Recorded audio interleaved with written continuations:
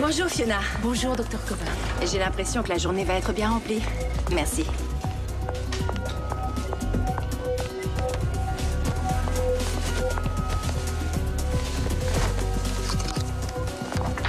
Mais non, vous allez me faire trop mal. Mais arrêtez, laissez-moi tranquille. C'est une petite piqûre de rien du Oh, tout. je veux pas de vaccin, je préfère être malade. Kerry! Alors,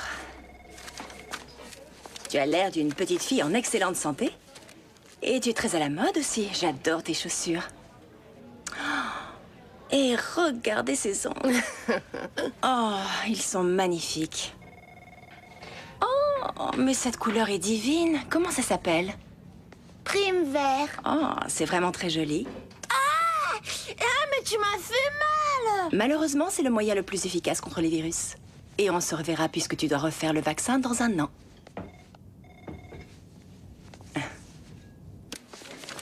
Comment tu fais pour ne pas t'énerver? Je pense au prêt étudiant que je rembourse chaque mois. Qui est le prochain patient? Monsieur Choslock, chambre 2.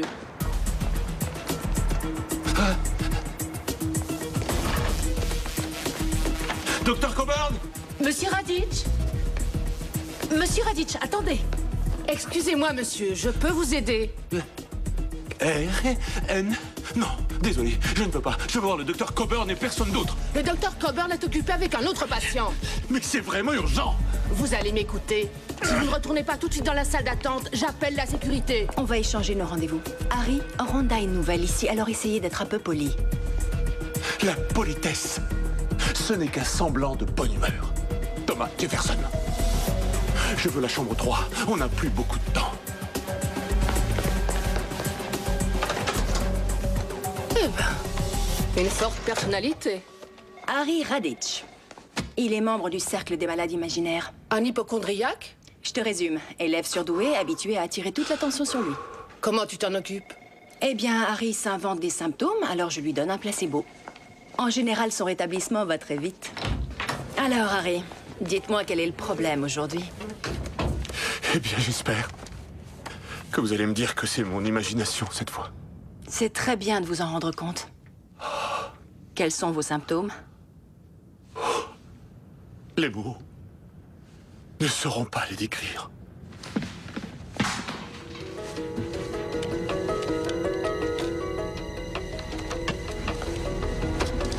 On dirait qu'un des vaisseaux de la sclérotique a éclaté.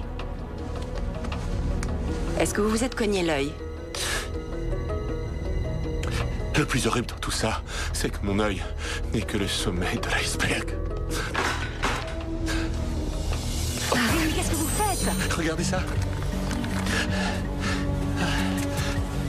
C'est un des autres symptômes. Le sang arrête de coaguler. Je risque de me vider de mon sang. D'accord, d'accord. On va maîtriser le saignement. Mais il vaudrait mieux faire une prise de sang. D'accord, mais attendez.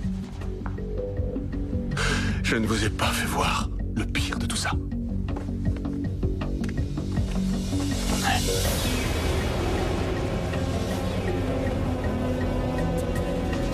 Vous avez déjà vu ce genre de choses?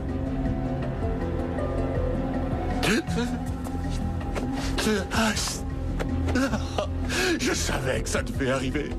Le docteur Leslie Coburn a toujours soigné Harry avec un placebo. Un médicament imaginaire pour un malade imaginaire.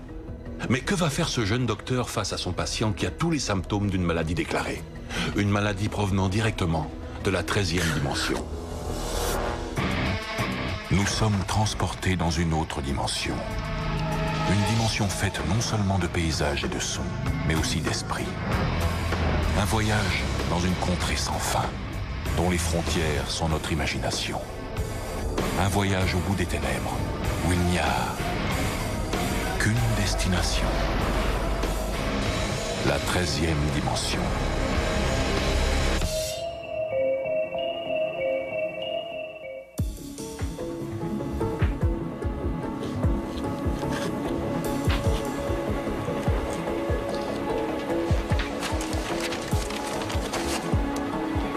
C'est pas croyable, ça.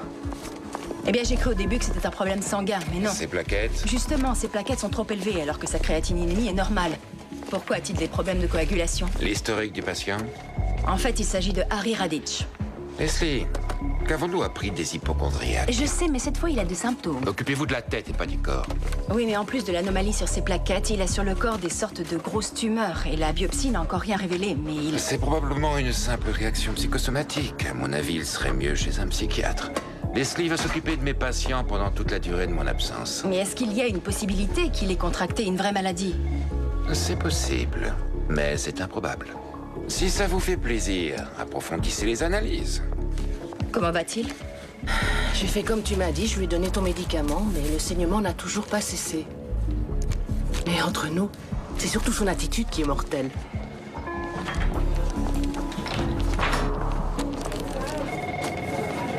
Alors, Harry, vous êtes un peu comme chez vous ici.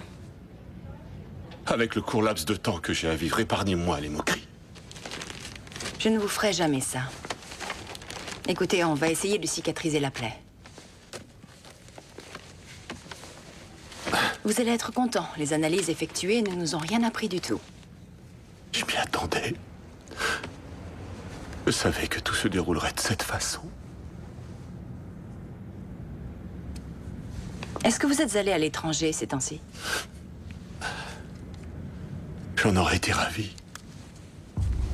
Oui, j'aimerais aller voir ailleurs. Budapest. Le Mozambique, Zanzibar. J'ai toujours eu trop peur d'attraper des maladies exotiques. La triste vérité, c'est que... aujourd'hui, je n'ose plus sortir de chez moi. Madame Mendelssohn, femme de ménage, va au supermarché pour moi. Oh non! Oh non! Madame Mendelssohn, et si je lui avais transmis mon virus? Mon Dieu, la peste bubonique a démarré ainsi! Harry, s'il vous plaît, calmez-vous. Rien ne confirme la présence d'un virus. Ça pourrait très bien être une réaction allergique. Continuons les examens et on saura. Ça ira, vous êtes sûr? Bien. Docteur, il y a une chose que vous devez savoir.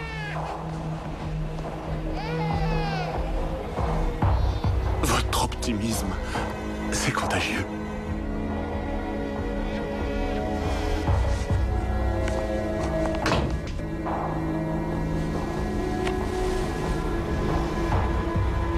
Madame Norton est dans la 3, pas la 4. Est-ce que tu peux faxer ça de toute urgence? Alors tu crois qu'il est malade? Il vaudrait mieux, sinon ma crédibilité auprès du docteur Marx va baisser d'un coup. Alors ce fou furieux est libraire, je vois. J'imagine très bien son genre de littérature.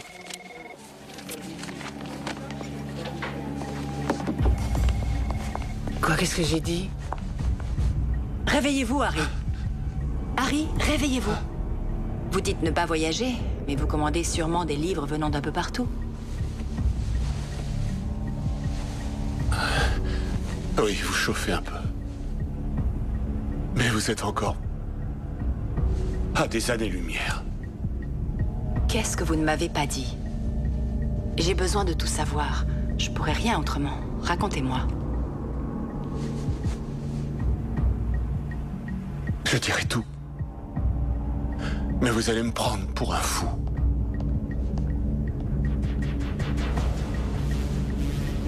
La réponse à mon problème est un livre. Mais ce n'est pas ce que vous imaginez.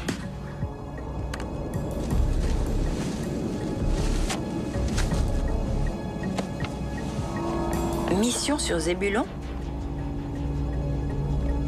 Oui, et alors? Mon virus. Le virus ne vient pas de cette terre. Le virus viendrait de la planète Zébulon. Non. Non. Non, c'est pas ça. Il vient du livre. Lisez la page de derrière. C'est ridicule. S'il vous plaît, lisez-la. La mission sur Zébulon prend un tournant désastreux quand les membres du vaisseau contractent un terrible virus dont les premiers symptômes sont une tendance hémorragique et l'apparition de tumeurs assez sombres sur le corps.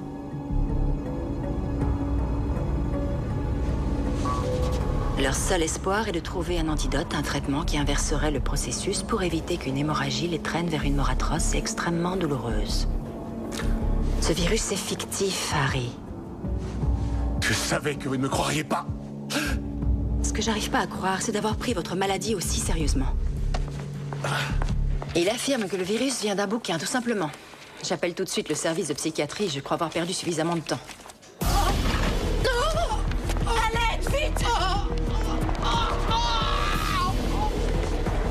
C'est une urgence!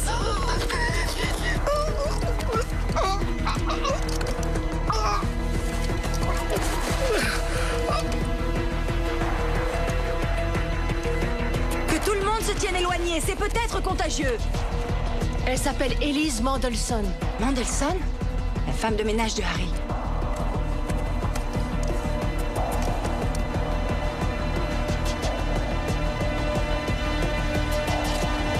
Elle est morte. Comme dans le livre. C'est impossible.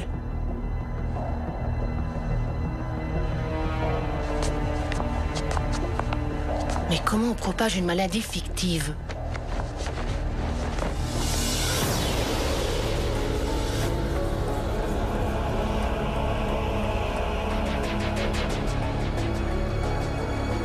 La question, c'est surtout...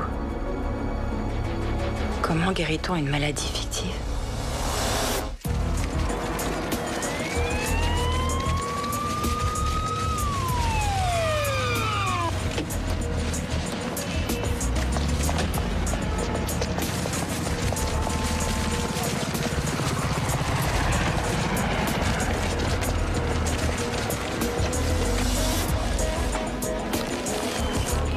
Combien de temps est-ce qu'on va rester ici? Jusqu'à ce qu'on sache si vous êtes contagieux. Mais je dois rentrer m'occuper de ma famille. Non, ils ont établi que le virus n'était pas dans l'air ambiant. Le virus serait transmissible par contact, mais ils ne le trouvent dans aucun registre. Ses origines sont inconnues. Quelqu'un a manifesté ses symptômes? Non. Rien que Randa et moi. J'arrive immédiatement. Tu ne lui as rien dit à propos du bouquin? C'était difficile. Ça l'aurait fait rigoler.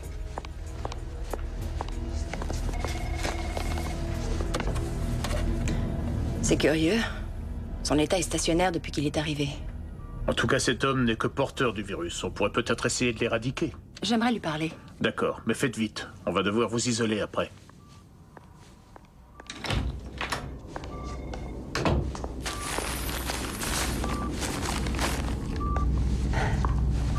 On m'a dit pour Madame Mandelson. Harry, il faut tout me raconter. Et il ne me reste que très peu de temps. Oh! Oh non! Non, pas vous! Pourquoi vous ne m'avez pas dit dès le début pour le livre? Je n'avais pas envie d'être pris pour un taré d'hypocondriaque! Vous êtes la seule personne en qui j'ai une confiance totale. Vous savez, vous êtes le seul médecin à m'avoir montré du respect. Et je vous offre ça en retour.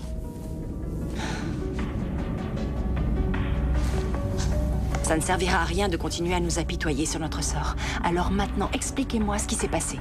Il faut me raconter tout ce que vous savez. Oh, attendez, non, je ne réussirai jamais à l'expliquer. Essayez.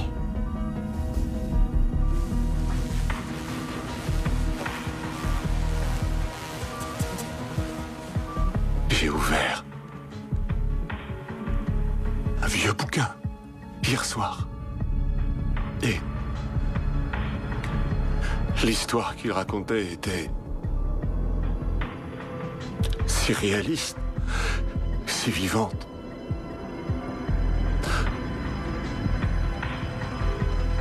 Que je l'ai terminée d'une traite.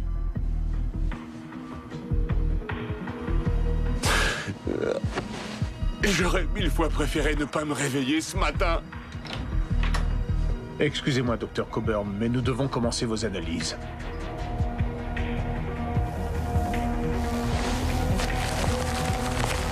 Leslie. S'il vous plaît, pardonnez-moi.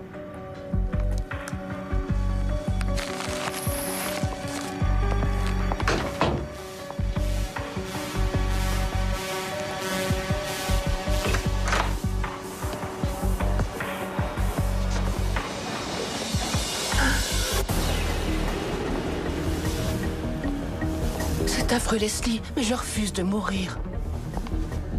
Ça va aller. Rhonda, écoute-moi bien. Je vais tout faire pour nous tirer de ce mauvais pas, mais il va falloir que tu m'aides, d'accord? Est-ce qu'il meurt dans le bouquin?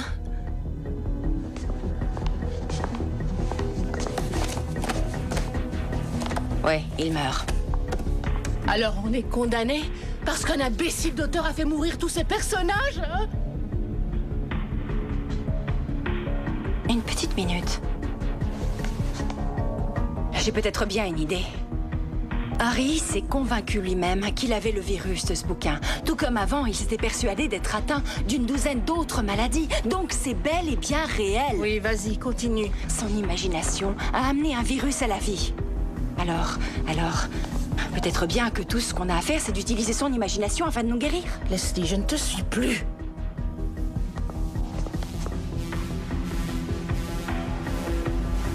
C'est parfaitement logique. On va soigner une maladie imaginaire avec un médicament imaginaire lui aussi. Qu'est-ce que tu racontes, Leslie? On a besoin de vrais médicaments. Qu'est-ce qu'on sait à propos des météores? Quoi? Presque rien, sauf qu'ils viennent d'ailleurs. Ce que tu dis n'a pas de sens. Excuse-moi, mais c'est une idée géniale. On va juste changer la fin de l'histoire, et elle va bien finir. Allô? Dr. Marks, ici Leslie. Leslie? Où êtes-vous? Devant l'entrée. Alors comment ça se passe? Rhonda a été atteinte à son tour, mais je crois avoir trouvé comment combattre ce virus. Qu'allez-vous faire? Harry, vous avez vu qu'il a plu des météores cette nuit? Oui. Eh bien, une chose incroyable s'est passée. Ce matin, un des météores est tombé sur notre pays. C'est impossible, on aurait senti le choc. Il a atterri dans le Dakota, ils l'ont senti jusqu'en Arizona. C'est une catastrophe. Heureusement que ce coin est un état rural. Une seule météorite est responsable de l'anéantissement des dinosaures. Je pense que cette météorite-là devait être assez immense. Non. J'ai lu des tonnes de bouquins qui parlaient de ça. Les savants affirment qu'un météore atterrissant dans notre climat nous plongerait dans une nouvelle période glaciaire. C'est un désastre, un vrai désastre. Là, vous faites erreur, Harry. C'est loin d'être un désastre. C'est un miracle. Je ne comprends pas. Les autorités sanitaires affirment que certains résidus trouvés autour du météore contiendraient un élément très rare. Un élément qui peut tuer les virus inconnus. De quoi est-ce que vous parlez? C'est vrai? Si ça ne marchait pas, si ça faisait empirer la maladie. Je ne vais pas vous raconter d'histoire, c'est une possibilité. Je sais pas. Attendez, je sais pas. Harry, c'est vous la clé de cette histoire. Si vous n'essayez pas ce vaccin, tous les gens atteints iront à une mort certaine. Faites-moi confiance, je vous en prie.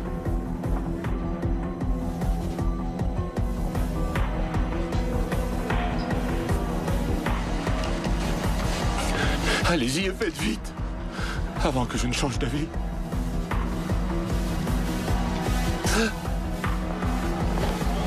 Ne t'inquiète pas, tu vas t'en tirer. Vous allez tous vous en sortir.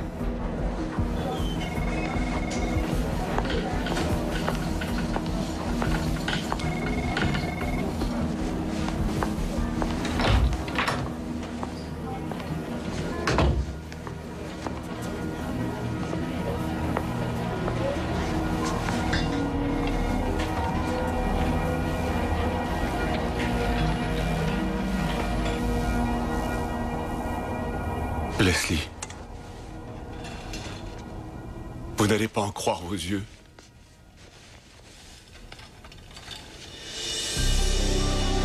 Oh, Dieu soit loué.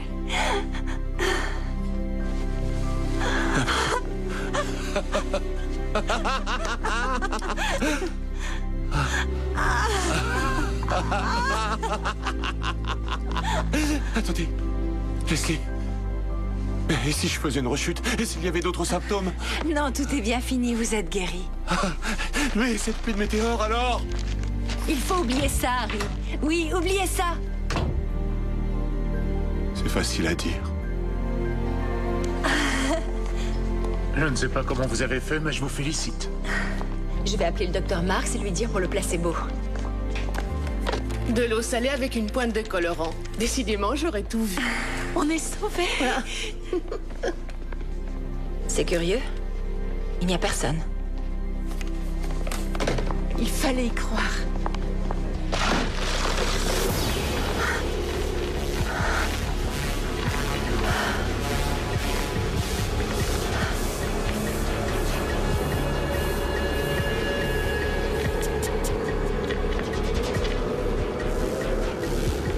du météore. Harry en a fait une réalité. Le docteur Leslie Coburn a eu une excellente idée. En utilisant un traitement imaginaire pour soigner une maladie imaginaire. Mais comme il l'a fait avec le virus, Harry a pris le remède à cœur et en a fait une réalité.